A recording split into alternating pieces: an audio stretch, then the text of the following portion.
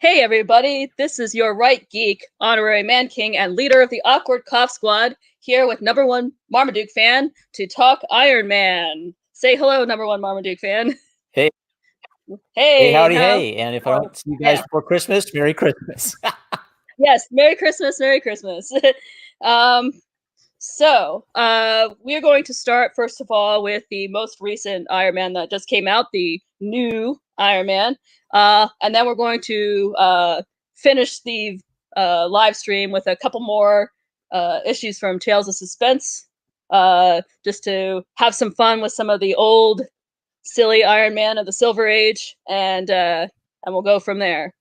All right, so we're going to start first with the Iron Man 4. And number one Marmaduke Fan, where do you think we should start on this?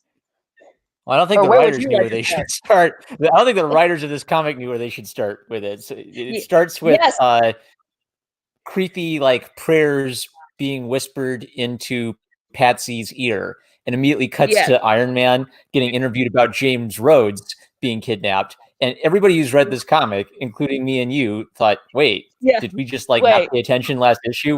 When did a key character get kidnapped? And he just totally Yeah. got kidnapped off screen. There's not even a little editorial box saying, hey, true believers, go check out Avengers to see what happened to James Rhodes. So James Rhodes is kidnapped, and Tony still feels everybody's mad at Tony and feels like he's out of touch. And he has a nice long little heart-to-heart conversation with Patsy Walker, while the mysterious the villain's plan to become God goes on behind the scenes. So I didn't hate it as much as the last issue, but some of my criticisms of the previous issues carry over, where I feel like Iron Man's Yeah. a little simpy, Yeah. and the religious messaging feels like it's just there to be there. I don't know why the religious symbolism is there. Yeah. It's I'm like a Neon little Genesis uncertain. Evangelion. Crosses look Yeah. cool. Yeah. Crosses look cool. Yeah. um, yeah. And this is also kind of a flat angle too. Your boy Zach pointed that out. So yeah, I thought I'd mention that too. It is a little bit boring. I mean, generally speaking, I like the art in this book, as I think I've mentioned in previous videos. But I think the problem here is that, as you were saying, we're not starting with what is in fact the start of the story. We're yes, for everyone who is listening who read this issue and thought, wait, did I miss something? No, you did not. As number one Marmaduke Fan said, uh, James Rhodes' kidnapping happened completely off panel. I double checked. Like, I even read issue 3 again just in case I missed a panel somewhere, and no, it happened off panel. And I think that was the wrong decision to make, because if we had started with James Rhodes getting captured, that would have been a much more interesting start to this issue, I think, than to have a 5-page long conversation between Patsy and Tony, in which, as Marm says, Tony's still acting kind of simpy, as we say, and is, although, and this one he's a little bit less simpy, I think, because he is pushing back slightly. Well, wait, this is my fault. Why is it always my fault? But it's still like he's still not really showing any respect for himself in the way that he interacts with Patsy. Um, and and the other thing is that I'm not sure I understand the logic here in saying, oh well, I can't call in anyone that I know that is high profile, essentially. So I can't call in, say, Captain America or something like that. Any of the people who would be the standard people that Tony would bring in if he needs help with something, right? There's a limit because the writer says there's a limit, basically. Yeah. It's like he came up with this idea that, oh, if Tony pulls in someone high profile, then Korvac is gonna kill Rhodey. But Korvac kind of captured Rhodey to begin with in order to draw Tony out. So so what I was saying in my blog post was, well, then wouldn't it make sense that from Korvac's point of view to just, if Tony never shows up, would it make sense from Korvac's point of view to just kill Rhodey out in the open where Tony would see it, so that Tony would get mad and come get him? Like, so I don't know. The logic doesn't make sense here. I think it's just Cantwell making the excuse of, oh, I don't really want to work with, you know, Captain America as a character or any of the Avengers as characters. I want to work with my Z-listers, so I'm going to come up with this excuse for why we can't bring these other characters in. So that you could even do like the throwaway, like, oh, they're out fighting Thanos or something. Like, there's so many, it's really easy to come up with a throwaway in something as big as the Marvel universe. Yeah. And I feel like this ties into a general problem where things are happening, but I'm not quite sure why anything is happening. Like, is Patsy mad that she's at Tony that she got the scar on her face? Is she vaguely annoyed that she got the scar on her face? Does she personally blame him? Like, if Stan Lee had the flaw that it was soap opera-y, at least because it was soap opera-y, everything was really easy to interpret, and you kind of understood what the drama is. Here it's more like, I'm trying to understand if there is drama at all, because they all seem so calm, but then sometimes their dialogue will hint at resentment or something. Yeah, so we have here, Tony asks, are you pissed about something? Like, he's trying to understand why she's treating him the way she's treating him, right? Are you pissed about something? And then she says, oh, maybe it's because of this scar, right? And that's a nice panel. Like, that's a nice panel, and this is a dull panel. Like, this is one of those things where I literally saw it circulating my timeline. Maybe you posted it, but it's that famous. It's that famous page of what Wally Wood's 22 panels that always work. And in that, what's great about that page is he actually makes fun of writers for putting page after page of talkie scenes. So, like, writers should try to avoid talkie scenes as much as possible because artists hate them, and artists should have like Wally Wood's panels printed out and pinned next to their drawing desk for exactly this situation. So this is fine, but then this is like, oh yeah, that's real exciting to look at. Calmly walking away, calmly shrugging his shoulders, calmly approaching her with his hand on her shoulder. And she's still being really bitchy about it, even though Tony's here offering, oh, you know, maybe I can get Reed Richards to fix that scar. So he's like offering to help her, and she's being a total bitch about it. Wow, that's great. And this scene goes on for 5 pages. And when I read it the first time, I was like, oh my god, when is this scene going to stop? Like, when at one point Tony says, he finally goes, you're frustrating, right? And when we got to that point, this one right here, God, you're frustrating. I was like, I'm feeling you, Tony, because I'm completely frustrated with this scene. It is going on way too freaking long. There are much more interesting. Go ahead. I don't get why Patsy wants to sleep with Tony at the end of this. Like, at what point did the switch get flipped in her mind where she said, "Oh boy, this guy's so dreamy and so hot." Like, I would, if you had like a 5-page buildup where the point is you show that Tony has gotten mad game. That would make sense to me, that you need to build that up a little bit, like show him trying to like get to her soft spot, you know, touch her heartstrings a little bit. But it just feels like Tony's kind of weak and ineffectual, but she feels sorry for him because, you know, he's an idiot, but he could be a little bit better than the idiot he is right now, and that touches her motherly heartstrings somehow. And so she decides to sleep with him, but she's gonna make fun of him as he's in the act of putting her on bed. Like, what?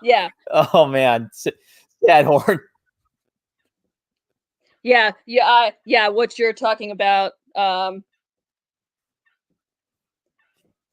like the guy underneath. He has potential, at least. Right. So she's looking. She's not really looking at Tony. Yeah, she's not really looking at Tony like he's someone that she loves as he is. She's looking at him as like a project that she can work on. And that to me doesn't sound like the basis for a good relationship, which is why when they actually get to this point, I was like, yeah, not excited.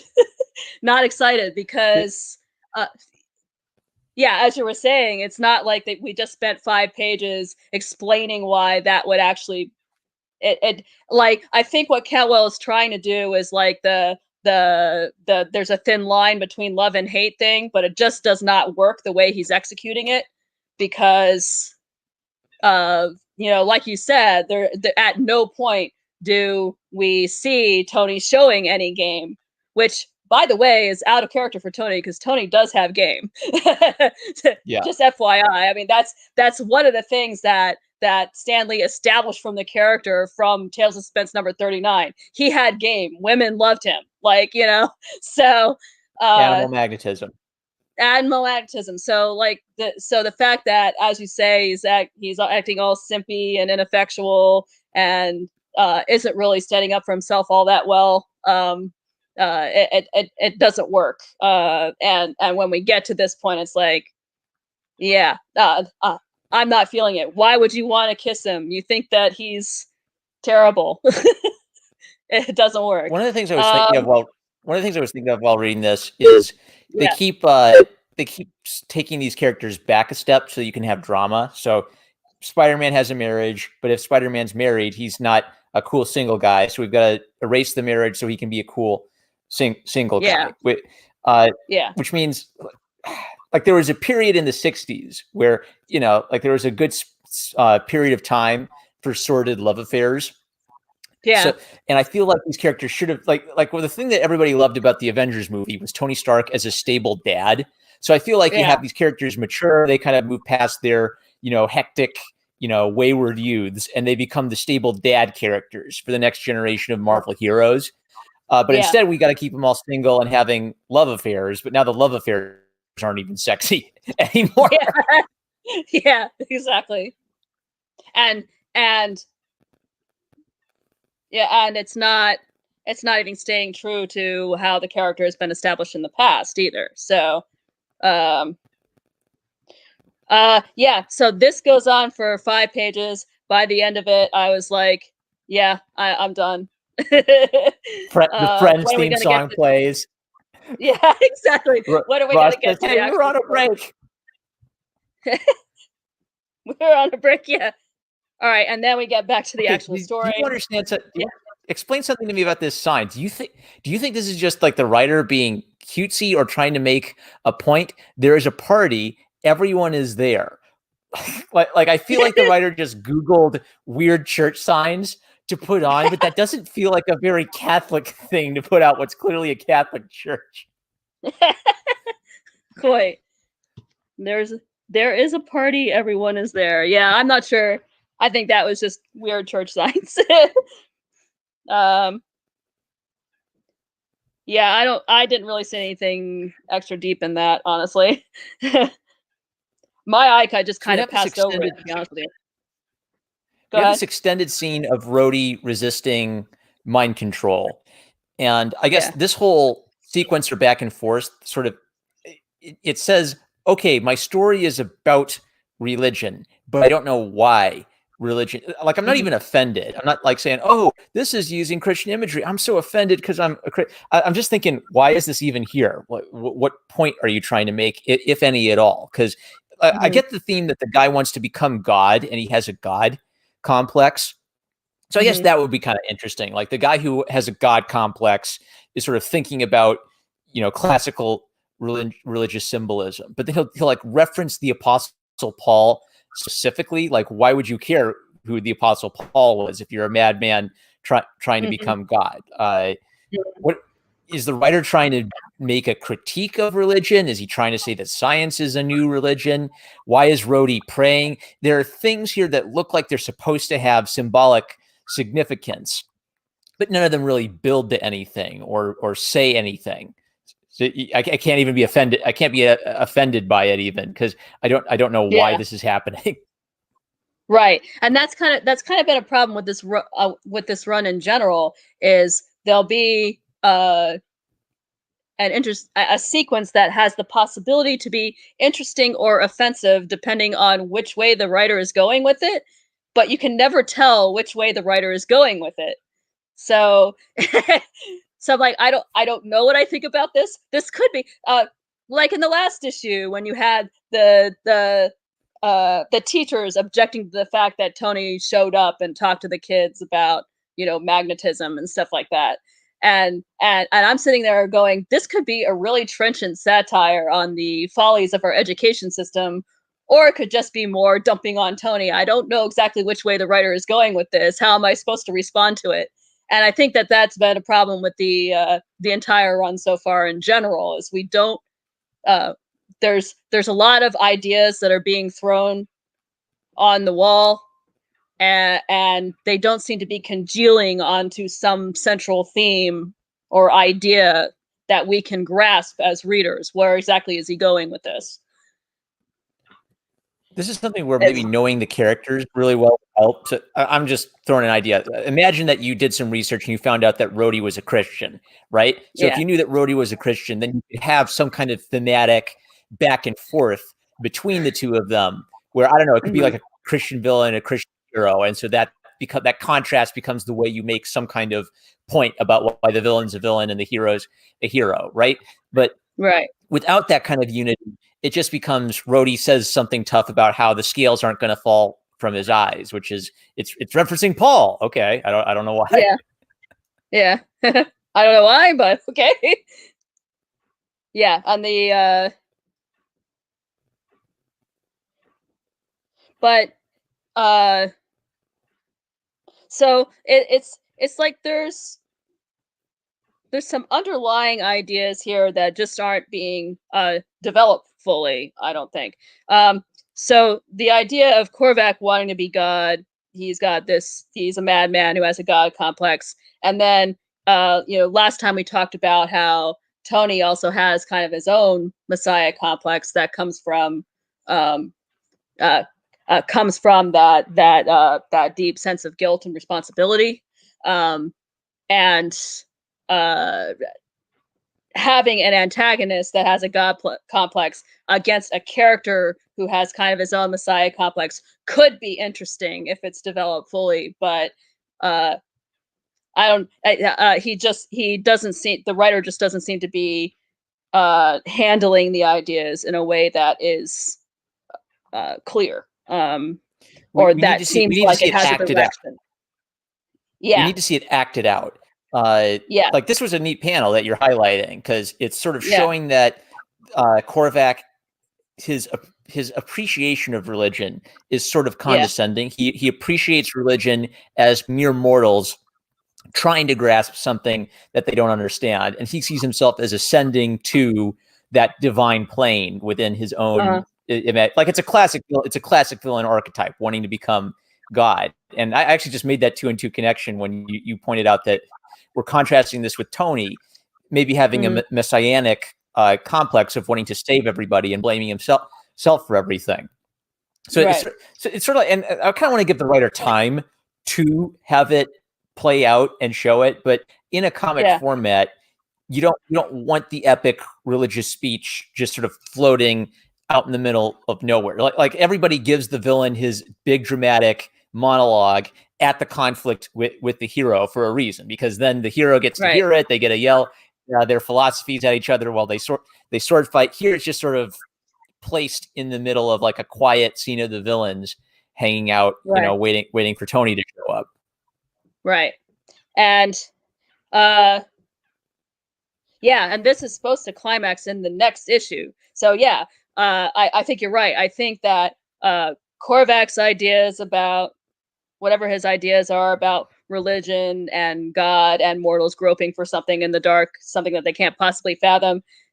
You're right. The kind of villain monologue needs to happen while the hero is there, so that the hero can contrast it in some important way. So so we had the problem here of misplaced scenes.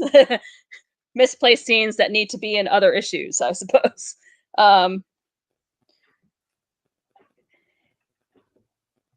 And also we have he's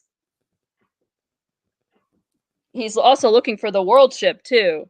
So then somebody else I talked to on Twitter was like, wait, so is Galactus alive? Like, I'm confused now.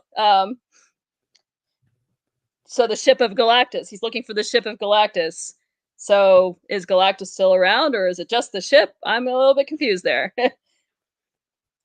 That's where an editor, yeah, because only like super comic book nerds ever keep up with like the super abstract continuity of what's going yeah, on. So that's where yeah, the editor needs to stand in and say the ship was left, desolate after a fight with the Avengers. But I think the last time Tom made a comment was he was commenting on like the definition of a daemon. yeah, And what people really need is, because comic books are crazy and have all this continuity stuff, the editor's job is yeah, basically to catch you up on, here's the little Avengers battle you got to go read, or here's what's the deal is with the ship, basically. yeah. What is this ship? Yeah, yeah. But the comic book nerds who knew the continuity, they saw a panel like this. Galactus doesn't take kindly to visitors, and we're like, but wait, does that mean Galactus is alive and he's going to come back pissed because someone's on a ship? So yeah, yeah. So we have once again we have the missing editor's note that needs to be there to explain what is this ship to people who are jumping in new, and then for those of us nerds who actually know a little something about the crazy continuity of this universe. Maybe a little explanation of well, is he alive or not? Okay.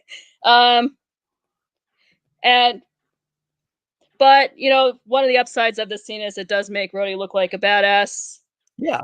Which that's good because as your boy Zach often complains, our African American male characters often don't get the opportunity anymore to look like badasses. So that's an upside, at least. They have to be calm all the time. Yeah. Yeah, they have to be calm. They have to be like sweater wearing substitute teachers, instead of being kick ass, Yeah, so this led into like an in media race. So the comic book opened with Patsy hearing the whispers in her ear, and then after this scene, we transition back to Tony and Patsy, and it just shows her ear, which I guess harkens back to that first panel, even though it doesn't repeat the words. So we're supposed to put two and two together, that this is where we started with her hearing these mysterious kind of religious messages in her ear. Yeah, yeah. And then this is after they have apparently slept together. So, and this is where they say, "Oh, we can't raise red flags. It has to be someone Korvac wouldn't be tracking." So again, it's just continuing on the excuse of why we're not going to use any characters we know, really. Which, as you said, there are throwaway ways you could do that.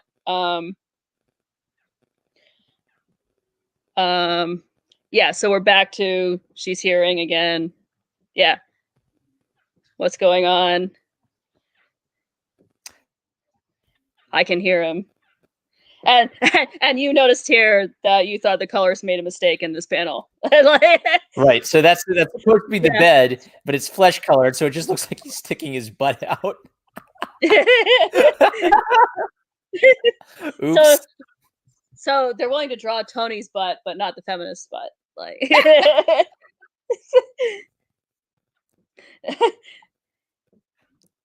yeah, so she's hearing voices from Korvac here.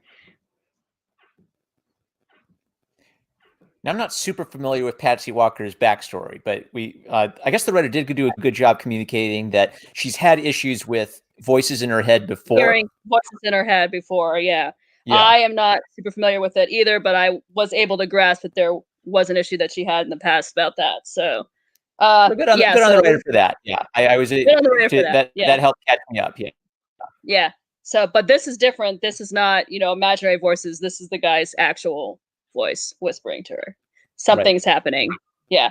And then we come back to him with the super, super subtle cross symbolism here. Yep. I love the So subtlety of him having the electricity plugged into his side, like the wound of Christ in his side. So yeah, subtle. yes, very very subtle, incredibly subtle. And there was kind of like a random Nikola Tesla quote placed in here. I think it's the next panel.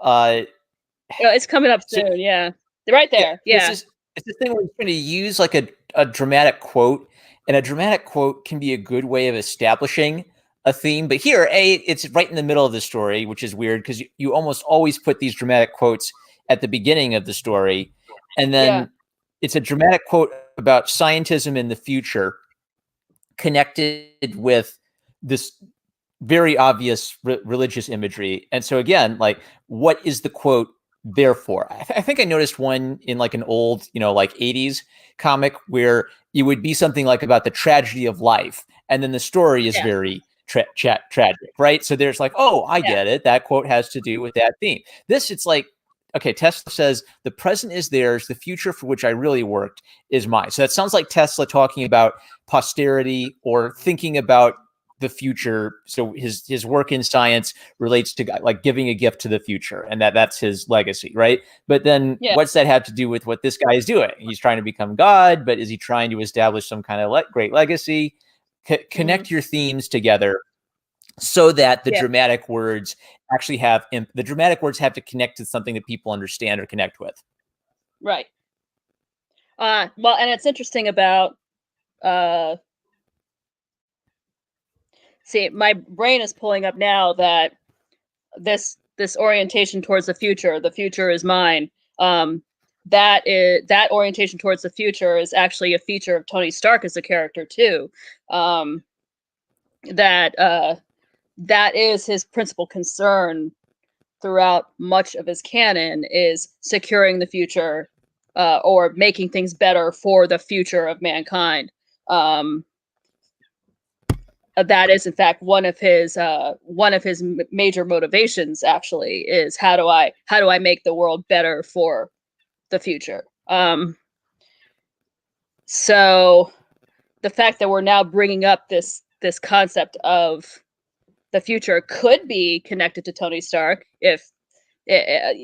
but it's not happening yet. Yeah. So again, like you were saying, if you're gonna throw a quote like this in here, make sure it's connected to something that the reader can grasp, basically.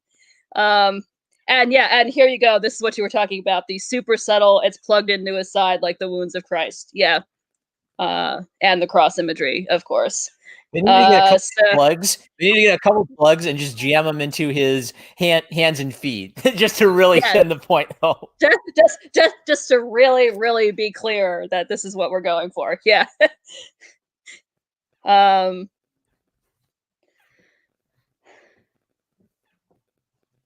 and then they hit the switch, boom, and now they're Meanwhile, looking Tony has for to go find the guy he raced with because he figures that guy will have connections to underground superheroes. Like, Tony doesn't have a database of D-listers or street level heroes he can go get in touch with. right, like he can't plug into the Avengers database because the Avengers database is pretty extensive. Yeah. No, yeah, he has to So go I out just I to just realized something right now. This is sort of like Tony feels out of touch, so he has to get in touch with people again. So he's got to go find Z-lister heroes to help him out. But yeah. I just figured this out. That's sort of like the way they're trying to tie that in with the subplot of Tony feels out of touch. But I don't know. You have to write for a 6-year-old, Yeah. basically, where the 6-year-old has to say, "Oh, I get it. Tony is a jerk." But if he goes and he talks to the poor superheroes will help him, and then he'll learn not to be a jerk. And, which is something that Stanley was really, really good at. He would explain it at the 6-year-old level, Yeah. so that you would get it. But he would make sure the theme was there. And here it's like, maybe here's an idea for a neat theme for Tony, but just not. It's not brought out enough. It's not brought out really. Yeah. And it's it's a theme that's sort of valid in the sense that lately, I think, in a lot of these comics, there has been a loss of that connection between the heroes and the common people. It seems like there's been a lot there in recent years. There's been a lot of emphasis on like major world-shattering events that span the entire universe, and you have to buy like 50 books to capture the entire event. Everything's an event, right?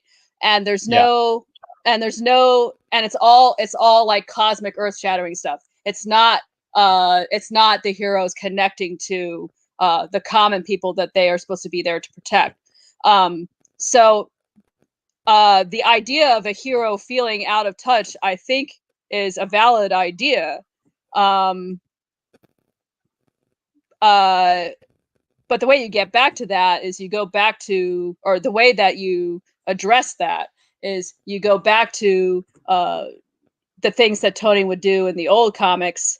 I tweeted about this because I came across it in one of the issues I was just rereading recently, where he's flying around as Iron Man, and then he sees that it's a rainy, stormy night, and he sees that people have slid off the road, and he stops wherever he's going to go help those people as Iron Man. And this was something that typically happened in the older comics, where the heroes would stop to get a cat out of a tree or whatever in the middle of wherever they were going, whatever errand they were on, right? And the point is, it helps the little kid reader connect with the hero. Like, wouldn't it be cool if I was walking around someday and Iron Man came to help me out with my bully, right? Like you put the heroes into a situation where kind of like the normal person can attach good feelings towards them.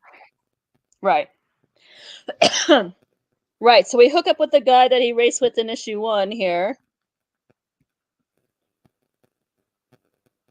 And I didn't quite pick this up. It seems like he just assumed that this guy might have connections with street level hero guys, right? He just just guessed that somehow. Yeah. I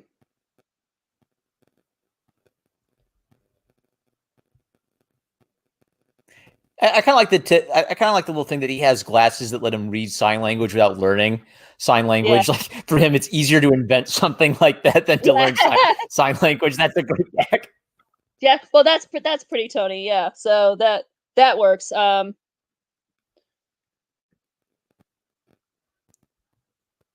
So apparently Patsy has come up with that list. It's who I could think of on short notice, right? So he goes to this guy. Oh, and she definitely has some sort of telepathic connection to Korvac here, because she feels it when he turns the switch on. Yeah, and then the lights go out. That's not good. Galactus's world ship that's halfway across the. That's the other thing, is she has some kind of spiritual or psychic connection to the villain, but I don't know why. Did the villain give that to her on purpose or by accident? Is it something to do with her powers? Yeah, so that's something that needs to be explained a little further. How that did it happen? It may have happened when she got hit with his lightning bolt in the last issue, possibly. Or if we don't know the answer yet, then it has to be like a mystery. Like Tony has to say, "Oh, I'm worried that you have this telepathic connection." Well, she says, "Oh, I don't know why I have it, but we might as well use it." Right? Like build the mystery if you haven't decided, if you can't say right now what the reason is for it. Yeah.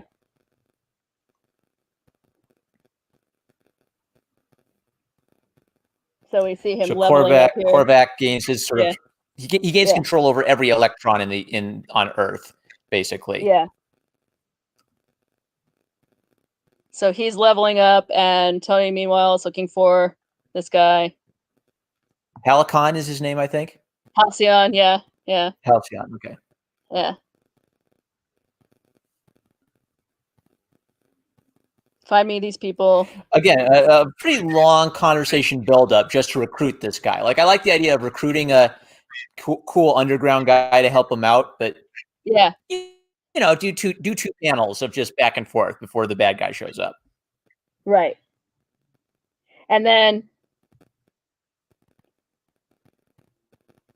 it stuff gets real here because apparently Corvette basically hijacks Patsy here, takes her over, right? And Yep. and that's where the fight begins. I control every electron on Earth. And Halcyon coolly knocks off a fire hydrant to electrocute her. And then he reveals that he's a mutant with an unusual power. His power is his heartbeat doesn't go over 70 beats per minute, which is kind of corny, but I like it. It's kind of in that classic tradition of X-Men with goofy powers, where it might be useful in some very highly specific situations. It also kind of fits with his thing because he's a race car driver, so he can race a car in high octane races, and his heartbeat never goes above 70, so he's just like always cool in a dramatic situation. Yeah, he has the power of staying cool in a dramatic situation. Yeah. Now, what I didn't get was she zapping him, and so she couldn't zap him because his heart literally couldn't be increased because she was zapping him, or was she missing him when she was zapping everything? I guess she's aiming at Tony, and she's kind of behind him. She's aiming at Tony, and she hits the car. So I guess it's just that she missed because Tony jumped. I think she was aiming at Tony, and Tony just jumped out of the way. Yep. Yeah. But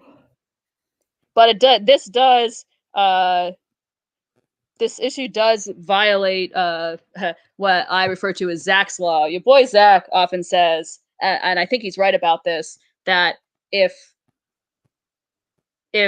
Iron Man is the name of the comic, then what that means is that Iron Man needs to do at least one cool thing in this issue.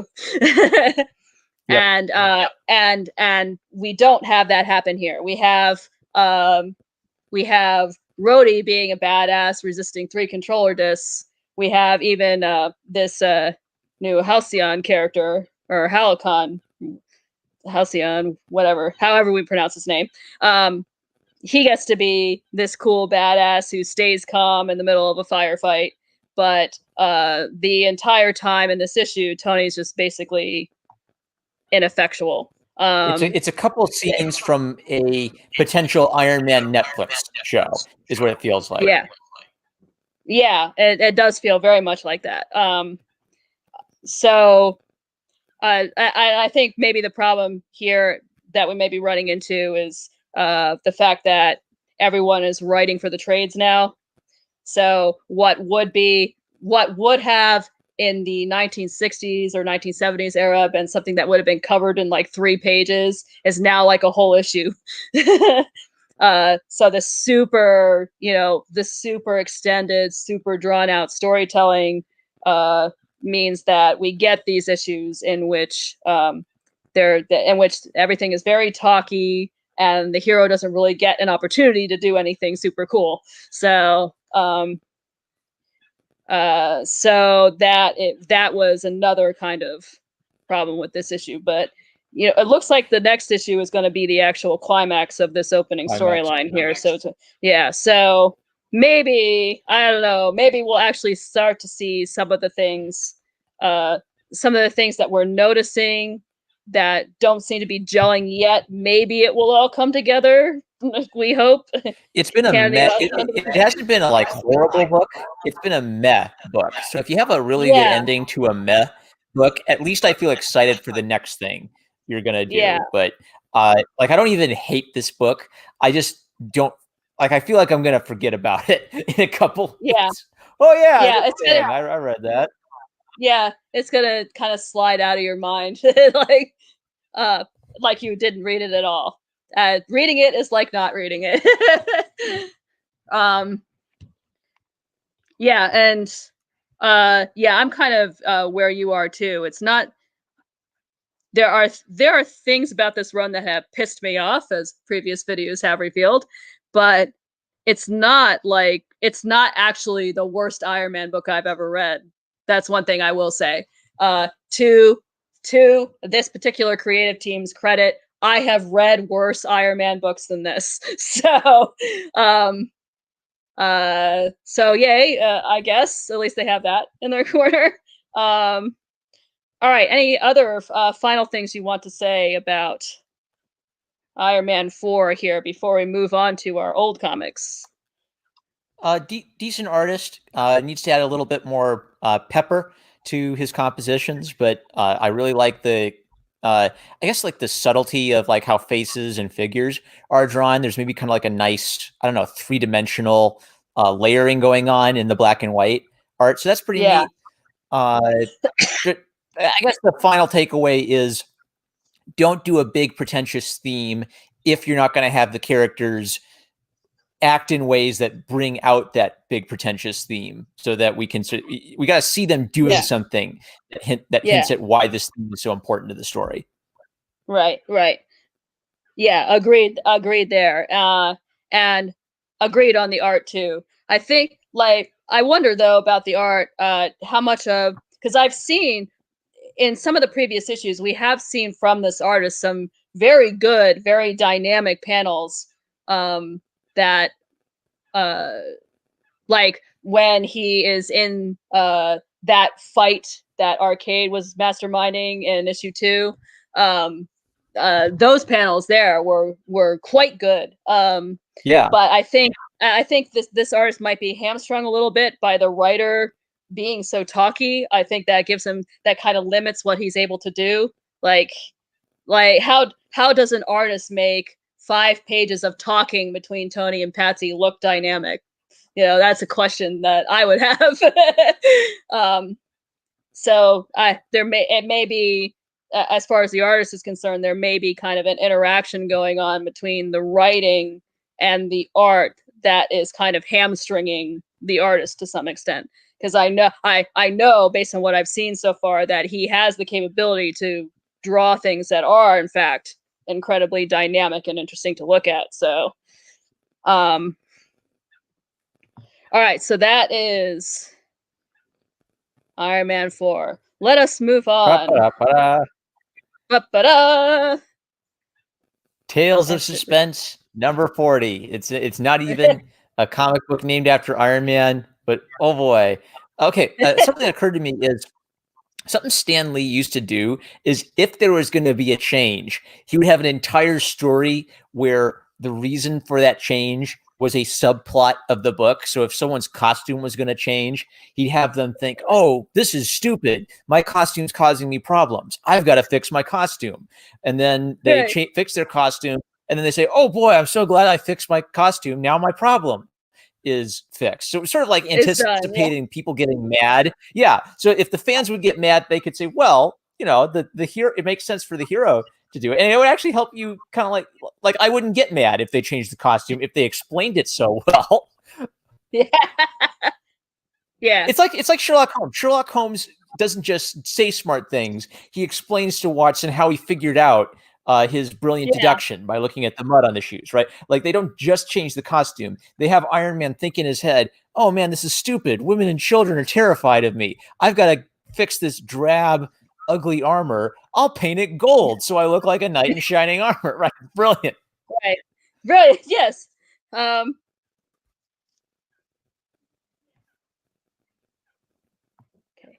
Go away. Anthony Stark is a man who leads 3 lives. Oh, yes.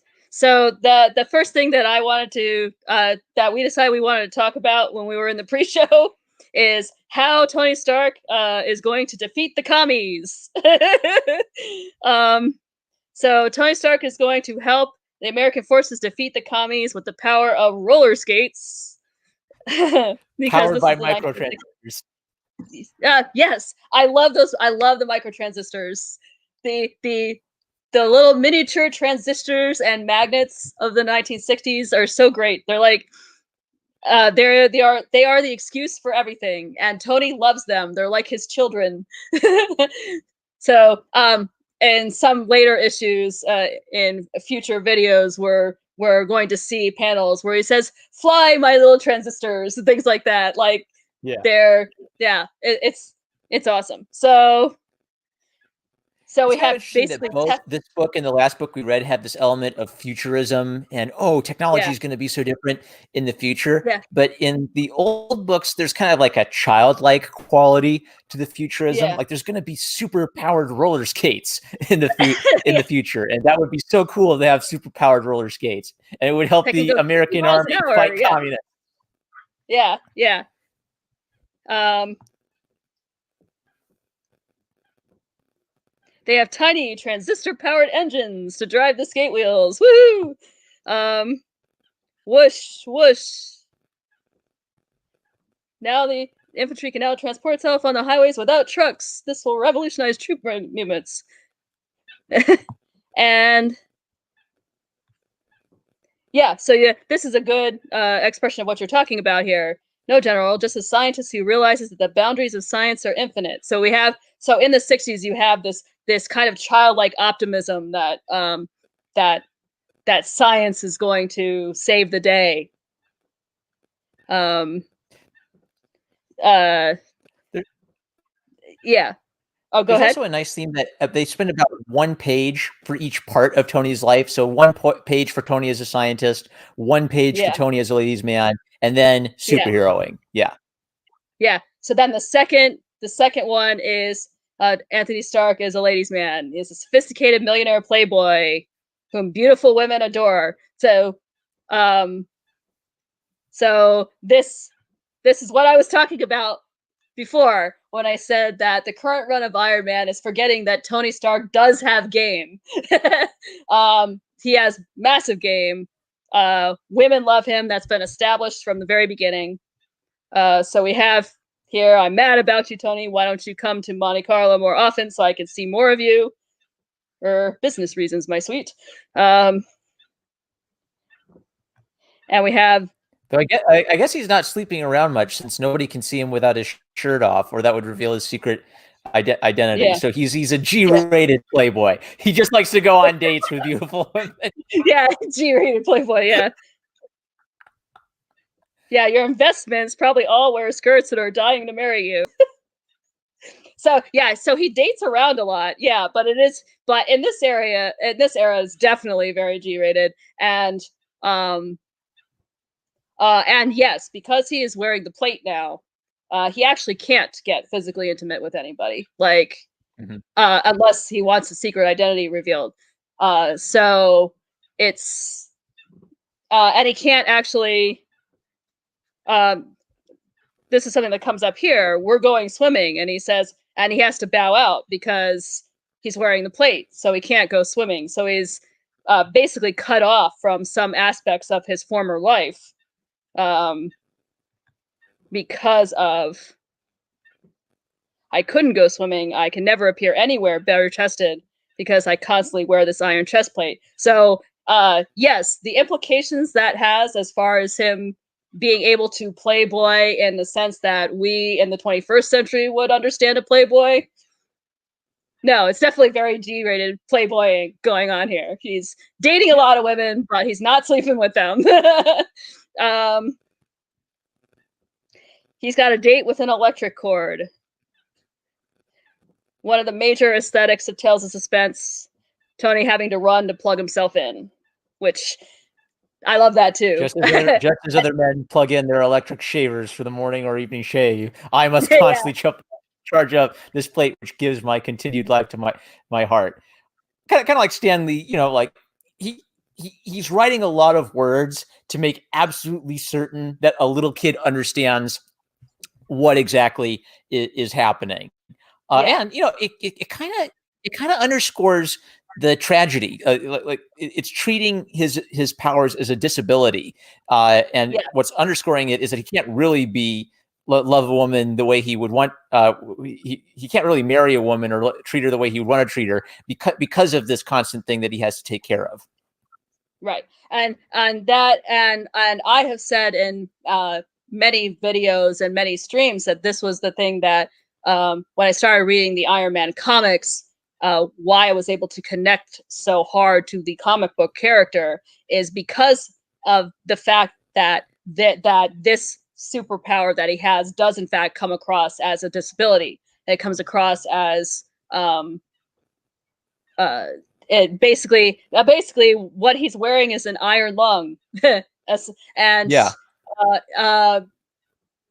and because he has to constantly maintain that iron lung, as I've said in many other contexts, that puts some very hard limitations on what he can do in his life, not only in terms of his kind of quote playboy lifestyle, but also in terms of the superheroing too, that in many fights, when the chest plate starts running down in the fight, then he has to like basically run away and figure out how to recharge so that he can go back into the fight.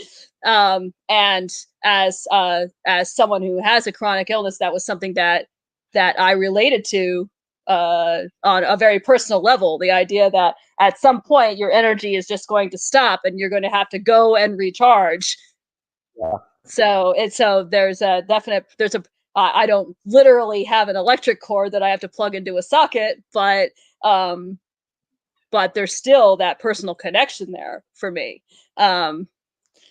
Interesting how Stanley, you can tell he had a lot of literary inspiration in his early characters. So, like, there's clearly a Man in the Iron Mask inspiration for Tony Stark, but then Stanley takes the idea and jumps in a different direction with it. So the original Man in the Iron Mask is sort of like a prince who is being tortured by being imprisoned with this iron mask over his face. And then Stan Lee gets the idea of like, oh, he's trapped in a machine that keeps his heart beating, but that allows him to be a superhero. And then over time, that becomes less and less important. Like Tony Stark finds better and better technological solutions for his heart problem. So it's kind of like it starts out with Iron Mask inspiration, but then gradually moves on in its own direction. But with that, maybe with that like theme as a continual underpinning, or a subtle source of inspiration for the character. Now I can continue living to help humanity. Yeah, and then we get the third part of his life. The third and most important identity. Communists. Yeah. Yeah, so he fights gangsters. Yes. Mad scientist. I love the look of horror on the mad scientist's face when Iron Man breaks his machine. Like, oh no, my laboratory. Gangsters, mad scientists. Ah!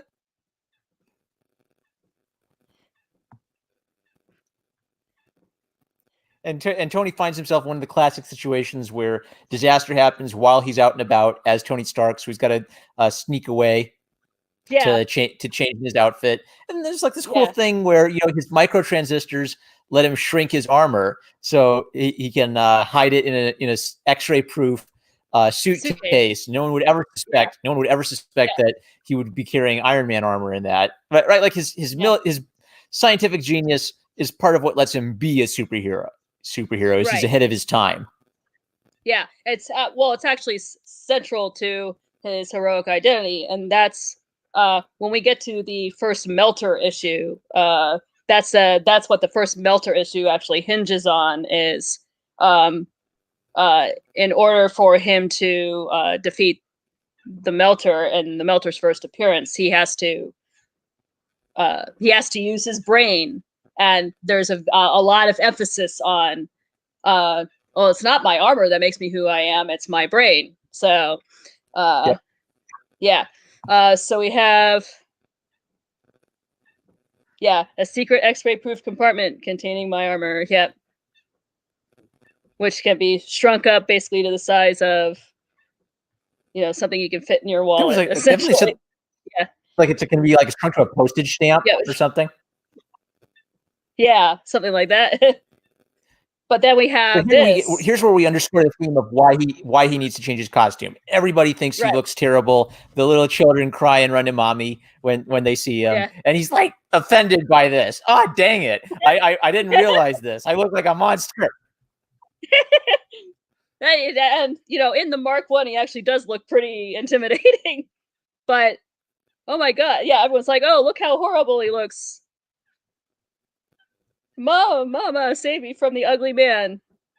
Dad, please don't let him come near me. Great Scott, I never noticed it before, but my appearance terrifies women and children as if I were a monster.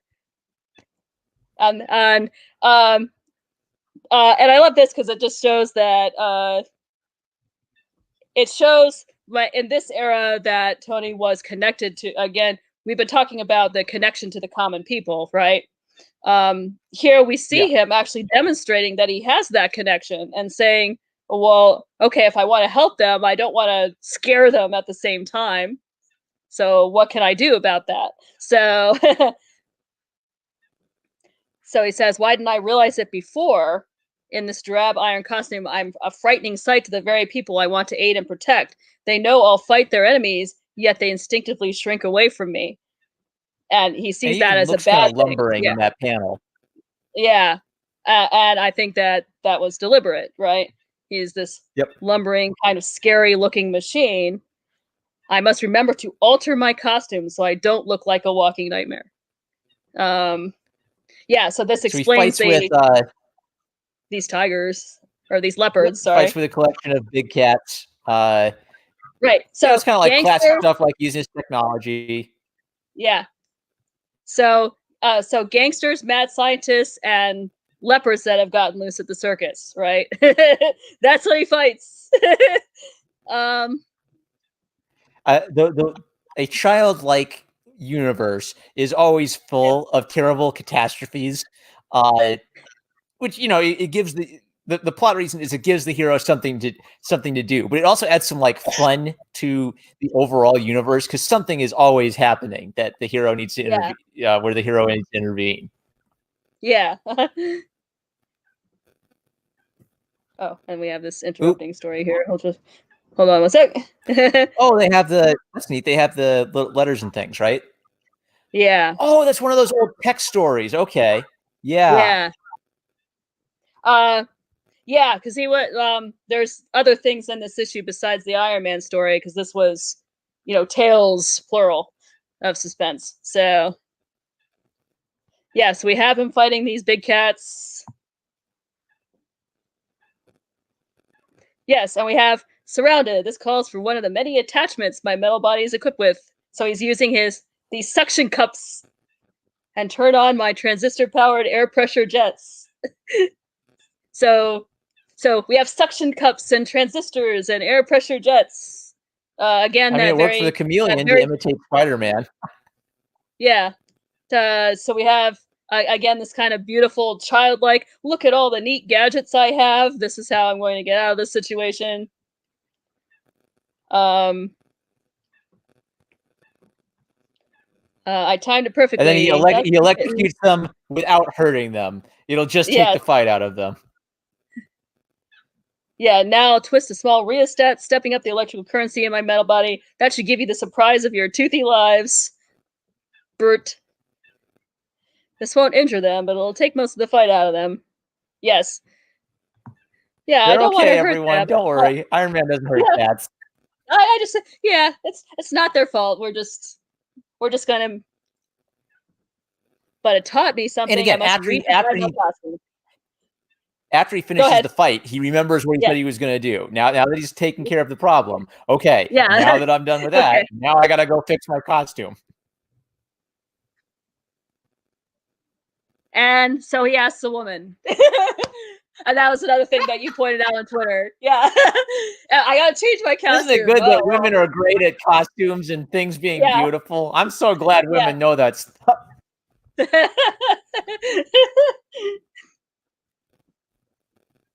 Why does he wear such I do like the connection that she says he's like a knight in shining armor, right? Like she conveniently has a conversation with him about exactly what his problem is, but the connection of knight in shining armor is genius because that it's still the same thing. A man in armor, a giant monster in armor is scary. A knight in shining armor is cool and heroic and inspiring. So it's really just like a change of theme or presentation of the same idea, and the idea that maybe even a color change communicates something different. Gold means heroism, inspires confidence. Gray means drab, imposing, monstrous.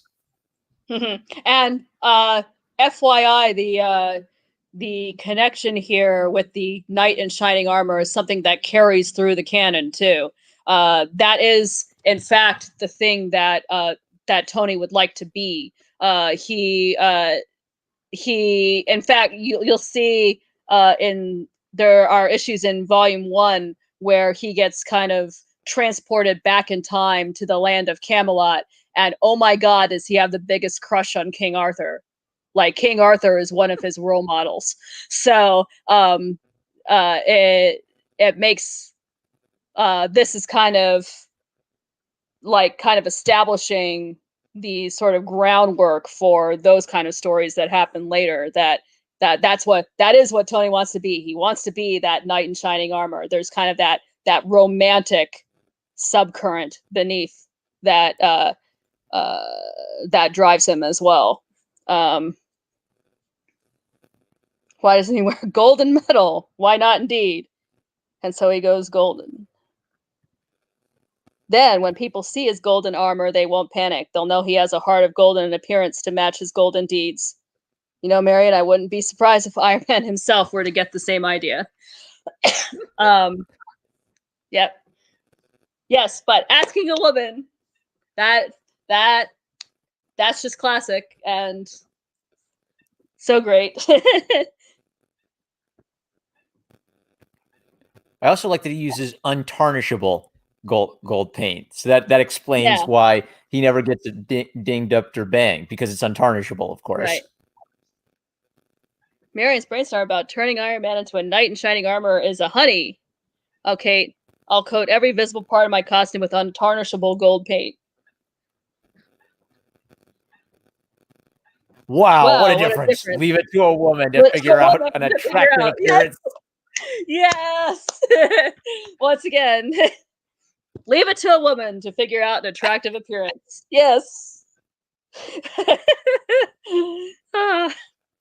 I love the 1960s. Anyway, it's like a Chad stride, that pose there. Chad power pose. Chad power pose. I asked a woman.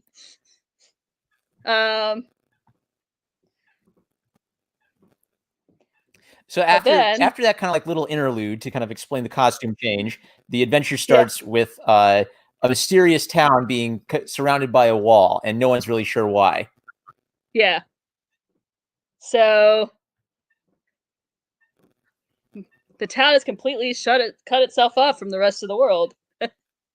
That's weird.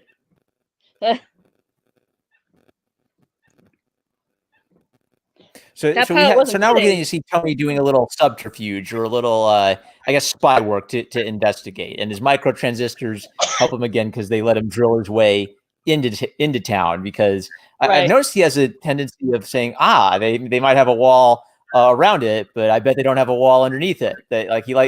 Thinking outside the box to sneak his way in. Yeah.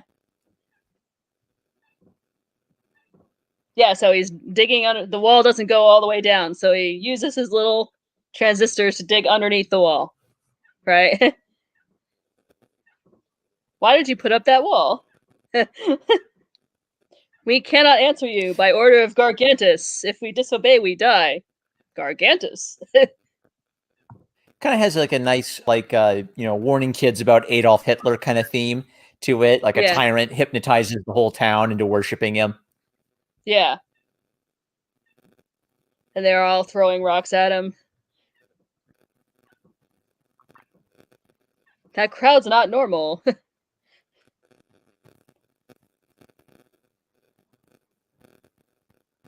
They're bowing down. I also like how he doesn't see Gargantus right away. He hears people talk about him, sees the statue of the guy. So it's kind of like building up the appearance of this big, giant fella.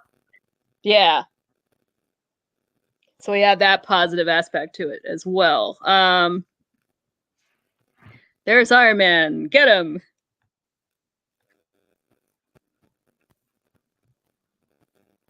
There's more to this than meets the eyes. This town is under some sort of spell. So he knocks down the statue. He smashes the statue, and they start worshiping the statue even after it's smashed, basically reinforcing the point that they're not just hypnotized, like the hypnotism has completely taken. They're completely worshipful of Gargantus. Mm-hmm. I bet when they erected that wall around the town, they didn't know what they were doing then either. I must find him. So his idea is to call out Gargantus, call the guy a coward. Hey, if you're not a big chicken, buck, buck, buck, come out and fight me. And it works. Yeah. Buck, buck, buck, fight me. Yeah, so he's calling him out. Even the police have been hypnotized by Gargantus. Broadcasting a challenge to him through the tiny public address speakers. He's even got speakers in his belt. Yeah, I challenge you to show yourself or be branded a coward. So yeah, are you a chicken? Bok, bok, bok. Come and get me. And a flagpole. It wouldn't be a 60s comic without flagpoles being used to project you into the air. Yes, of course. So then we have he's trying to hypnotize me too. And then this is where we have him using his brain and realizing, hey, that cloud has been sitting over the town for a long time. So there's no way the sun can be reflecting in his eyes. Yeah. Yeah. And then also, it doesn't make sense because this flag is waving in a wind. So that means the cloud should have moved by now. So there's something funny about that cloud. And it turns out to be aliens.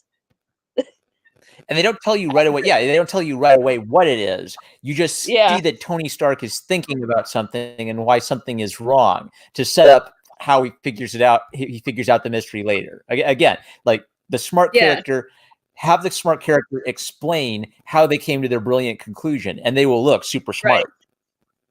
Oh, and here are top hat transistors. Yep, top hat transistor powered magnets. Yeah. Yeah. It's all about the top hat transistors and magnets. And then, once he defeats him, he shines his searchlight.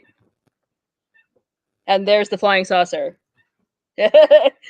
So he fights aliens. Let's see. He fights commies, gangsters, leopards, aliens. These are his villains this time. And there's the flying saucer, just random aliens. I've never seen this alien design. Like they don't look like the Krulls or Kree or Skrulls or anything. They just look like some generic green aliens who thought we would be weak Cro-Magnon men, and they find out that we've gotten a lot smarter in the past 50,000 years. Yeah. Yeah, and here, by testing the wind, so there's the explanation. With the flag, I realized that the cloud had remained in a stationary position from the moment I had entered Granville. Therefore, it was not a dark cloud, or it would have drifted with the wind. Yeah, so they explain. They explain to the 6-year-old exactly how Tony figured this out. Yep. Oh no, the intruder is tossing the objects with ripped Gargantus apart at us. Just random aliens from out of nowhere. This planet has changed. It is no longer peopled by creatures like Gargantus. So they thought that a caveman with hypnotism powers would enslave a race of cavemen. But now that they know that they have an Iron Man, that we have an Iron Man, they're going to leave us the heck alone. They also have those Iron Men to protect them. They're too clever for us to conquer. There goes the saucer. Let's hope they've been frightened off for good. Things are normal again. Oh, I love this. Forgive me for standing up today, Tony, but a fantastic thing has happened. Did you read about it in the papers? Or no, I didn't have time. I was rather busy myself yesterday. I sure was. I bet nobody ever worked so hard to find out what happened to his date. That's actually a pretty good end, too. Yep. Yeah. Yeah, so that's Tales of Suspense number 40, in which like the key thing that we take away from this, well, there's a couple of key takeaways. First of all, we see Tony using his intelligence to work out that that it's aliens that are controlling Gargantus.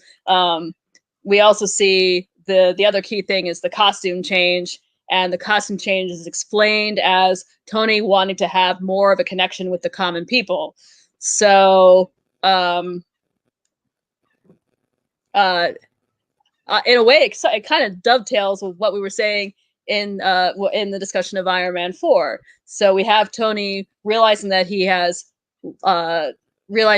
lost touch with the common people, which there's, as we said, there's some validity to that, because mainly because of the way that the Marvel Universe has been written lately, in terms of everything being this cosmic big event that requires all hands on deck, and you don't really see, again, the more prosaic stories of them just helping ordinary people. Yep. So yeah, and so we see here that if you go back to the very origins of his canon, yes, Tony does want that connection with the common people, to the point that when the common people essentially point out to him that he looks like the scary, freakish machine man, he changes his costume for the explicit reason of wanting to connect to people and not scare them. And it also brings up for the first time the knight, the knight in shining armor motif, which is a motif that does continue through his canon. So lots of things being established here. Anything that you would like to add? Happen. An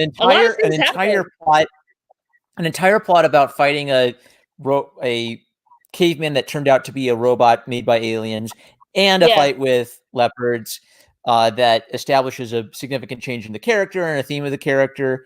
And like, even like the introductory, like the first little introductory 3 pages, some like 3 big things happened, all condensed down to 1 page.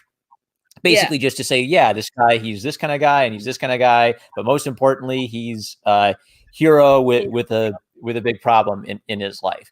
So tightly packed. I love it. Yeah. And it wasn't even like a full length. It wasn't full length, because this was one of the stories of a much longer comic book too. So so the fact that Stan Lee could pack all of that content into what is essentially, it's not even a full 20 pages, right? It kind of highlights the difference between how comics were written back in this era versus how they're written today, where today they're very, everything's very spread out. It's a 13-page story. It's a 13-page story. Wow. Yeah. Yeah, it's only half the comic books. So, and yet there's so much that's happening in it, and so much that gets established. So there's, I was tweeting with another online acquaintance of mine,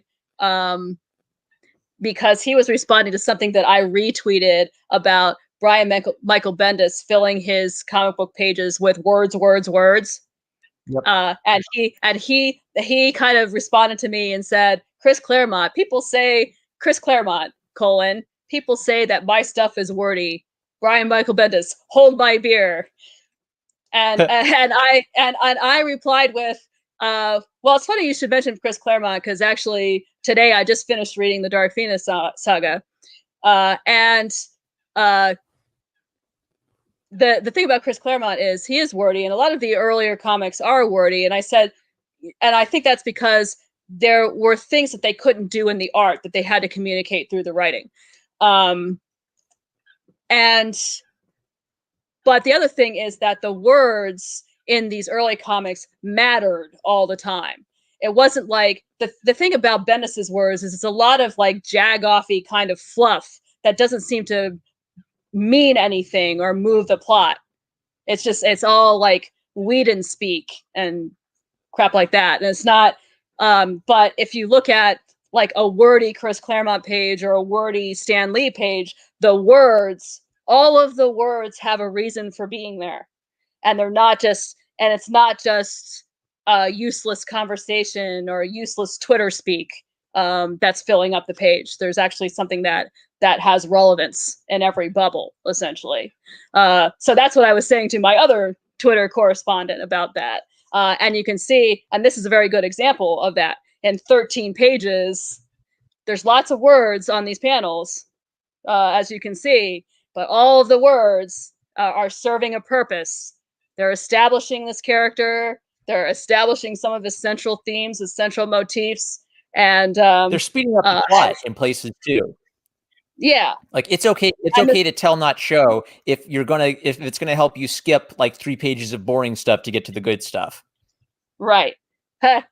And Stanley will in Stan Lee's comics, he will even say sometimes, you know what, I'm going to skip the boring stuff and just jump right into it. Like, yep.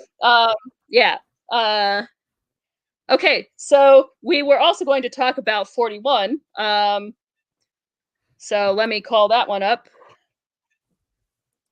The Stronghold of Doctor Strange, who is no relation to Doctor Strange. Yeah. So yeah, this was Stanley apparently liked that name and used it more than once. All right, 1 second here. Now we got to share this one. Boom. So yes, the Stronghold of Doctor Strange, who bears no relation to the Doctor Strange that most people who are watching this are probably familiar with. So in this one, there are a couple of things that stand out to me. Are there things that you would like to start with first, Marmaduke Fan? Let's see. I think it's implied that Doctor Strange may have made some appearance in an earlier issue of I haven't read anything of Tales of Astonish that didn't have Iron Man in it, but he has this prior history where he was captured by American soldiers. And so here's the kind of neat idea of, well, let's bring this bad guy back and let's put him up against Iron Man. Right. We get to see Tony Stark being a billionaire philanthropist and helping a children's hospital, which is kind of neat because we get to see that kind of like nice guy billionaire side of him. Yeah. We see all the kinds of munitions work he's doing. And it's everything from weapons to medicine to space exploration to weapons and burp guns. The coolest gun ever. It's a rifle that shoots. We're gonna get to that in a second. Yeah. They call it the burp gun. Yeah. So here we go. Here's Tony having game again. And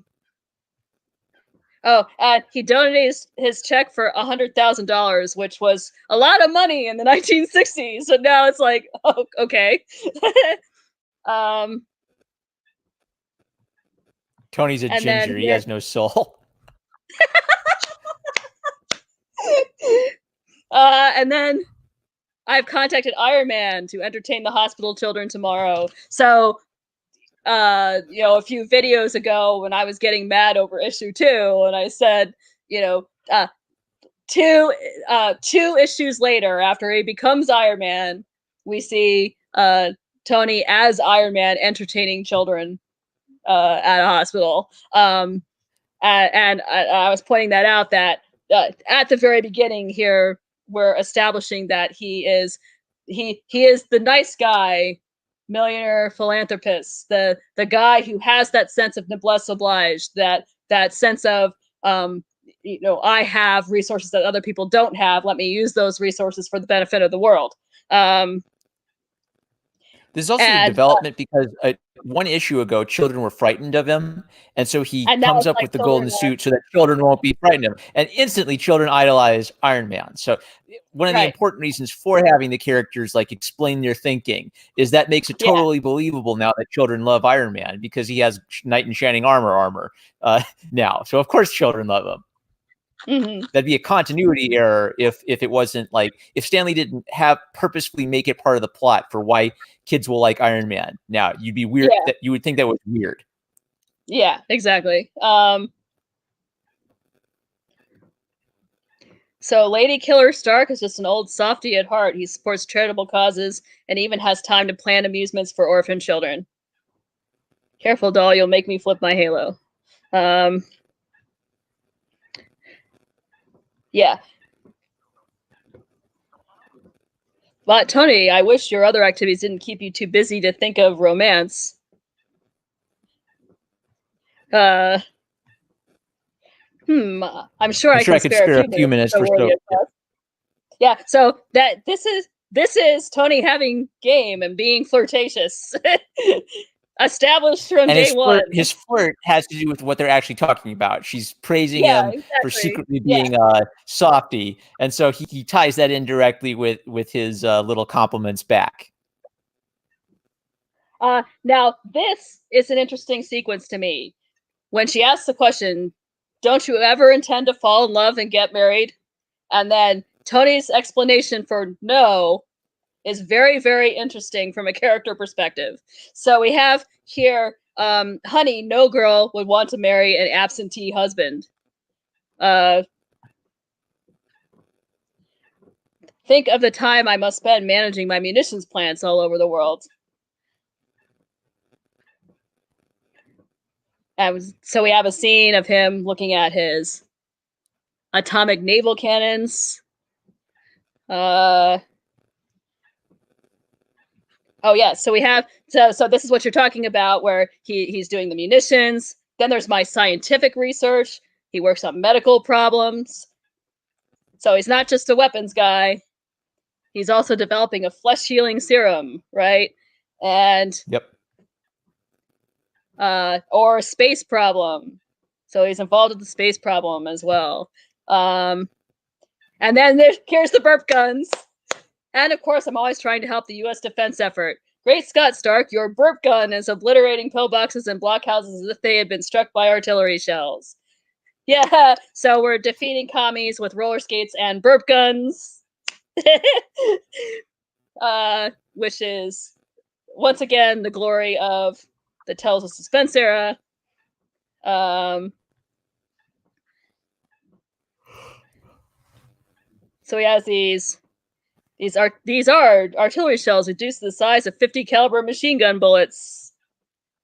So he's got shrunken artillery shells by the power of hand wavy something. Anyway, and then he says, "Now I ask you honestly, with all this work, how can I find time to settle down and get married?" So, like, he apparently has this idea in his mind that because he has all of these plates up in the air, well, we can't add marriage to that plate. Well, and he's got other reasons too that we're about to go into in a second. But what that says about his thinking is he feels like that if he were going to be a husband, that he would have to actually be there for his wife, which that's interesting, and that might have something to do, although the creators behind Iron Man don't really get into his relationship with Howard Stark, his father, until much, much later in Volume 1. But it could have something to do with maybe what he observed with his own father, that his own father being a workaholic and also an alcoholic. He doesn't want to be that kind of a husband to a wife. Yeah. So we have that. And then the girl's like, "Tush, darling, when the right girl comes along, which I hope is me, you'll make time for marriage." But then we get into his other kind of secret reasons. "My most important job, my battle against injustice and evil as Iron Man." So he's battling gangsters again. So we're back to the gangsters, right? Yep. And commies. He's fighting America's enemies from within and without. "We're too late, Iron Man. The communist spies are escaping. Don't worry, the plane will never leave the ground." And this throws comic, a giant set of spears at him. Yeah, here the commies don't get the copter; they get the stairs. So, yep. Now they can recover the secret documents which they tried to steal, and then many other menaces which threaten mankind. And here he's just trying to stop two ships from colliding. That's a very prosaic thing. Oh, and aliens. Which almost is kind of like a harkening back to the previous issue. Yeah, it's calling back to the previous issue. Yeah. Yeah. "We can't conquer the Earth. It's inhabited by metal creatures with fantastic strength." And then, and if that were enough to keep me single forever, there's a metal plate I must wear constantly around my chest. If the plate isn't regularly recharged with booster shots of electricity, my shrapnel-pierced heart would soon stop beating. So we're kind of drilling down into all of the reasons that he feels like he can't be involved with a woman, and then here is one of the key reasons. Because he's wearing this iron lung that he has to constantly plug in, he actually can't be physically intimate with anyone unless he is going to reveal to them his identity. So, and what's more, because he relies on this iron lung in order to survive. The thing that he constantly says in this era is, I can't be with a woman. How could I possibly put that strain on a woman? The possibility that at any time I could just drop dead, right? So, because if he doesn't get to the socket in time, that's exactly what's going to happen. So I can't ask. Basically, he has this idea in his head that I can't ask any woman to love me, knowing that I could possibly drop dead at any time from this bum heart that I have to keep. I have to keep maintained every day by plugging in. So he has like the cover story. Oh well, I'm just so busy. I have so many plates in the air. I my work is taking up all my time. I can't ask any woman to marry me with all this work I have. I would never have time for her. But what's going on underneath the surface is him also thinking that there's a possibility that that one time my rush to the socket is not going to be in time, and I'm just going to drop dead, and I can't ask any woman to. So I can't ask any woman to love me and then have to deal with that tragedy of me being dead. So, and that's something he constantly says through this era.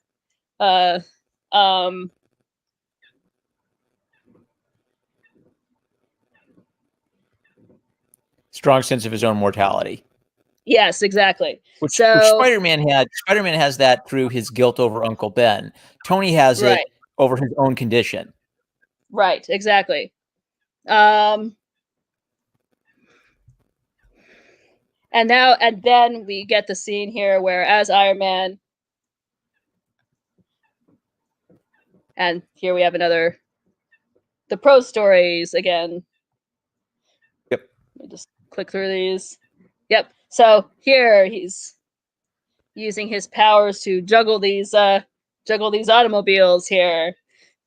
And I've expressed in previous videos before that I miss this kind of fun aspect of the early comics where just have a random scene here where he juggles a couple of automobiles around just for the hell of it, just to entertain some children. And I've expressed a wish at times that we go back to sort of we've been talking about the childlike wonder aspect of these early comics, that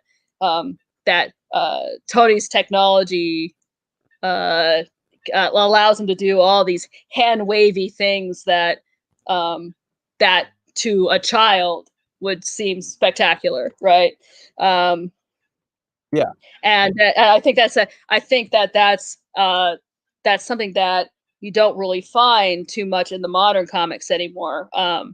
That aspect of wonder, and that's something that because I'm involved in the literary science fiction community too, that's something that we've talked about in that community as well. The fact that literary science fiction, prose science fiction, has also lost that sense of childlike wonder that characterized the early stories that sort of established the canon of science fiction. Drama is the place for really intense, deep feelings. You can bring drama into science fiction, but the whole point of having a science fiction element is to add some wonder or imagination into the drama. Right. And so and basically what has happened recently is that the wonder has kind of gone away, and there is only the drama. Yeah. And I think that we're seeing that same trend happening in comics as well. I think it's happening in all forms of storytelling across the board. And it's and I feel it as a deep loss. It's, you know, it makes, I think that a lot of moderns look at comics like these and see them as basically unsophisticated. But the fact that they are unsophisticated and written basically at a child's level and have that gosh, wow, golly aspect to them, to me makes them especially attractive and especially enjoyable, because you know, you're always, when there is an imbalance in how things are and how stories are being told, you always miss that element that is not being included, I think. So yeah, so we have the car juggling, and Catching the cannonball. They just have an old fort nearby with the cannon. Yeah. And then crushing the cannonball. Yeah. Yay. And then then this is where Doctor Strange gets mentioned. Luckily for mankind, the evil genius is safely locked behind bars. Except for the fact that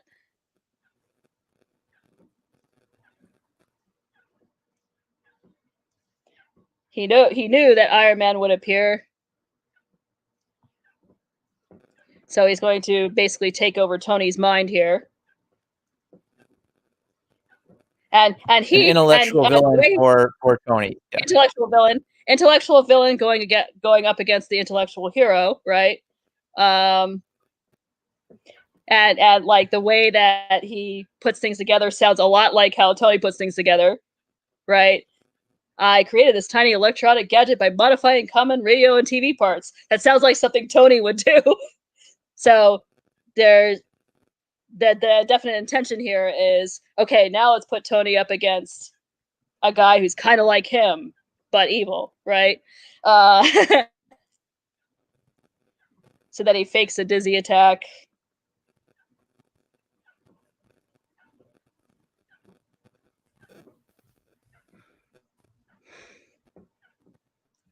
So he can, or basically, and somehow he gained powers from his last encounter with the army, but which he explains in dialogue. So even if you haven't read it, you kind of get the idea. Yeah. And then this is where he takes over Tony's mind and basically hypnotizes him into freeing him from prison.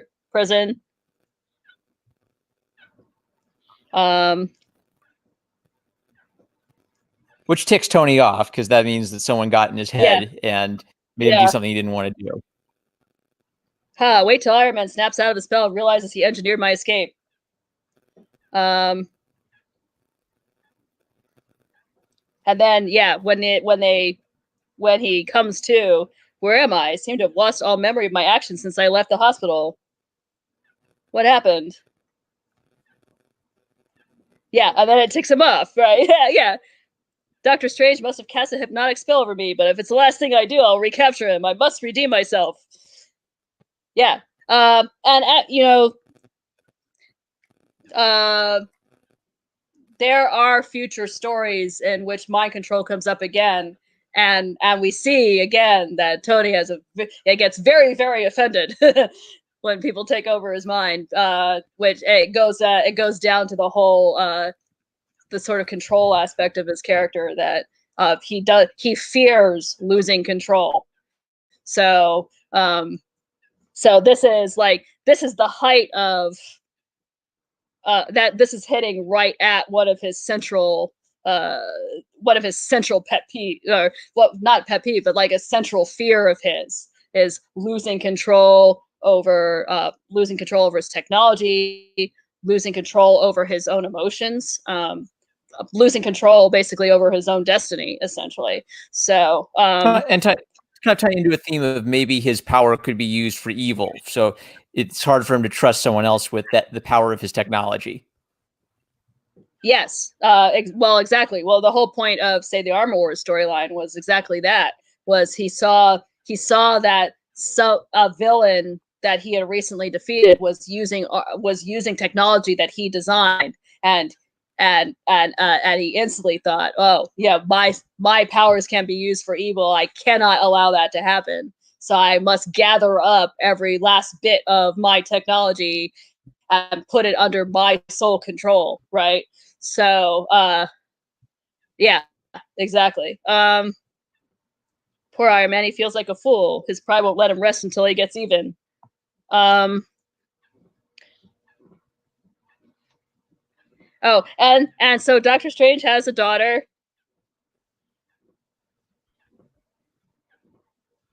She just wants her and her dad to be nice. He just wants her dad to be nice. Boom. Hey, honey, I gathered together Hitler and Mussolini and all the mad scientists of the world. Dad, just take me to a baseball game. Exactly. And he's threatening the whole world. He blasts a bomb to demonstrate. Again, Tony dives underneath the fortress because he figures that if he can't. Yep. Twice in a row, he's figured that's a good plan. It works, so keeps doing it as long as it works. Yeah. As long as it works, he's gonna keep doing it. Oh yeah, and then we have this. Carla, what is it? You haven't spoken to me since we arrived. Tell me, child. And it's very, very blunt. If you must know, it's your despotic ultimatum and your willingness to destroy mankind if the Earth doesn't surrender to you. I never dreamt you were so evil. Oh, is it just that? So,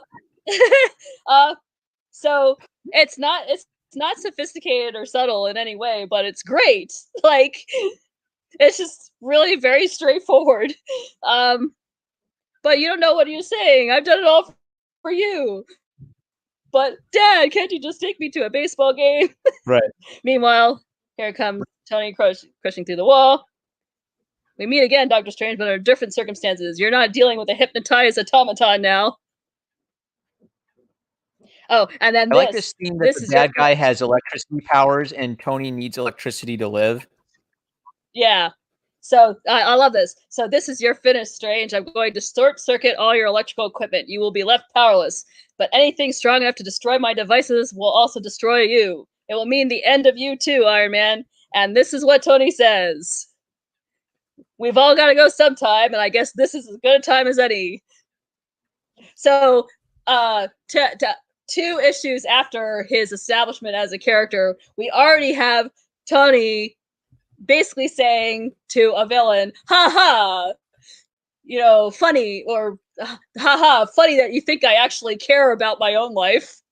Like, yeah. So it's, and stuff like this early in the canon is why I got super excited in issue 2 of Cantwell Iron Man when he basically throws himself at this impenetrable spear and almost breaks every single bone in his body. Like, this is the kind of stuff that Tony does and has been doing this since the beginning of his canon, that if he needs to, yes, he will gratuitously sacrifice himself for the sake of accomplishing some objective. So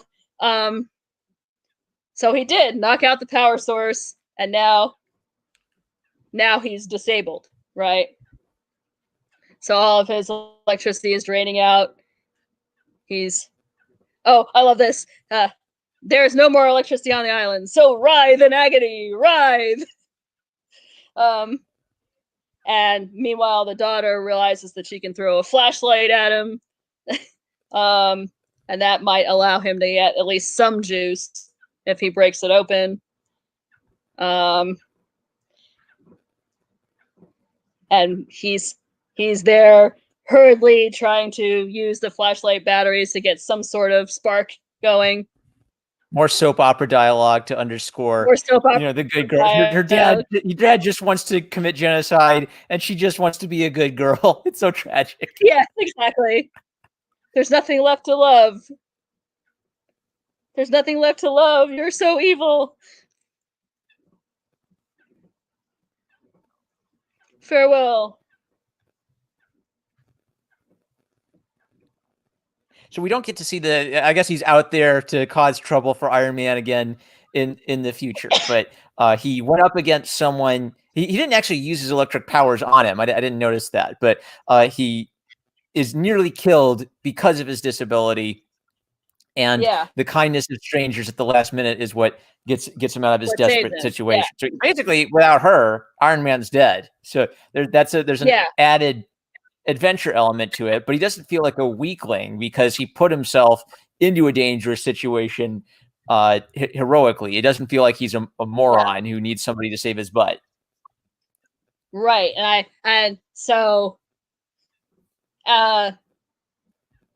That's actually that's a key difference between an early comic like this one and the present day Iron Man, where we have people saving Tony's butt all the time, but not because like he intentionally endangered himself, whereas in the past people save Tony's butt all the time, but it always happens after he has intentionally endangered himself for the sake of defeating a bad guy. Or in early canon, the one of the motifs, because he has this disability, one of the motifs is he'll at the end of a fight, he's basically out of juice and he ends up collapsing essentially, and he has to struggle to get to the outlet so that he can plug in, and sometimes he doesn't make it, right? Or he's in such a weakened state that someone has to that someone notices and it's like, oh my God, we need to get you to a doctor. And then of course it's like, no doctors, because then everyone will figure out who he is, right? So then they have to he has to convince them to, no, just let me go into Stark's office. I'll be fine. That constant motif. But so he gets rescued a lot throughout his canon, but the reasons for the rescues are different between the past and what we're seeing now. In the past, it's always, oh, well, this is his disability after he has essentially sacrificed his good health for the sake of the world, which, as you say, does not make him look like a weak character. It makes him look like a strong and courageous character, versus now, where he's constantly being rescued by other people and he looks he looks simpy instead of being the strong, courageous, rising above his limitations and his weaknesses in order to accomplish something great character that he was in early canon. Okay, so that is essentially, the story. And once again, I believe that was another 13-page story. I mean, they're not. Yeah. And once again, a lot happens in that 13 pages. So we don't have this, super drawn out extended storytelling. There's lots of packed in action in these early comics, which is, and the other thing is that, a lot of these comics are self-contained stories too. When you're in an ongoing, you hardly ever see just one-shot stories anymore. Everything has to be, like we said, they're writing for the trades. Everything has to be a 5-part story. But you can actually accomplish a lot of things in just a 1-issue story if you write in a particular style that tries to pack more content onto every page. It's kind of like the George Lucas rule: faster and more intense. Do it faster and more energy. Yeah. Yeah. Okay, so anything else you would like to say about Tales of Suspense number 41? 2 action-packed issues. They both talk about the sort of emotional subtext to Iron Man's character. They both highlight things like his romancing, things like his genius and his philanthropy work. They both have Iron Man using his brain while fighting against a foe. Sometimes it's a big, strong guy. Sometimes it's a smart guy. But they pack a lot into a lot of these early issues. And we're Right. seeing sort of development of the bigger universe where he's becoming more the knight in shining armor and less the tragic man in the iron mask type of character. Right. But they still retain the tragic aspect to it. But Yep. so they're just adding a different layer onto on top of that. Yeah. So so those are the 3 issues we're going to talk about today. So the older issues, as I was saying, they're written in a much more sort of melodramatic, maybe less sophisticated style to a certain extent, but the content is more meaningful, I think, than what we see in a lot of the modern comics. And what we saw in the issue 4 was a writer who's grasping at some kind of a theme, but it's not really gelling yet. So he's throwing things on the wall that could be interesting if they were developed further or were connected in a much more competent way. But I guess we'll see when we see Cantwell's issue 5 exactly what he's building towards. Maybe we'll see something that that will sort of redeem what we've seen so far. Yeah. And if that happens, then sure, I'll read the next thing. Right now, I never am hurts. reading. Never hurts to go into something with the hope that you'll be pleasantly surprised. Yeah, and I always try, and for this one, I am trying to sort of keep that attitude, because in every issue, well, except this one was just kind of meh, but in every issue, I have found something that I actually thought was possibly good or was good. Or, oh yeah, that's definitely Tony, or that works. It goes back to what we were saying in our last stream about how I always give credit where credit is due. There are things that are good in here. It is not what the Cantwell comics are not the worst Iron Man comics I've ever seen. So I'm holding out the hope that something that we'll pull out and we'll have something good will finally come together when we get to the end of the storyline, and we'll see exactly what he was trying to do in the previous issues. I'm going to give him that much because he's got a good art team, and that's half of a comic right there is the art team, right? So, yep. And again, there have been some flashes of, oh my gosh, that's really good. So I want to see obviously more of those flashes and less of the meh stuff that doesn't really appeal to me. But I'm not quite ready to give up yet. And this could just be me being the foolish Iron Man fan that is just really desperate to have good Iron Man content, which we really haven't had since the early part of Jonathan Hickman's New Avengers. I think was the last time we had anything that was even remotely good as far as Iron Man content. So, and FYI, that was like 2013. So yeah. I've been waiting a long time. Let me just tell you that right now. The long sad watch of the classic Marvel fan. Yeah, I really, really just want some good Iron Man content. Please give it to me. And on that note, I think that we have come to the end of our streams. So, Marmaduke Fan, hawk your wares before we go. All right, you can read my comic, Jane Smith, Wannabe Gladiator, on Webtoons for free. The Right Geek was the very first YouTuber to have me on to interview me about it. I've got art videos showing me the drawing process and time lapses. If you like music videos, I make a lot of lo-fi anime music videos, some with art as well on my channel, number one Marmaduke Fan. My Links in current the Twitter is description. my current Twitter is Yeah, at Josh_cartoon guy, because I keep having my Twitters mysteriously vanish for some weird reason with their algorithms.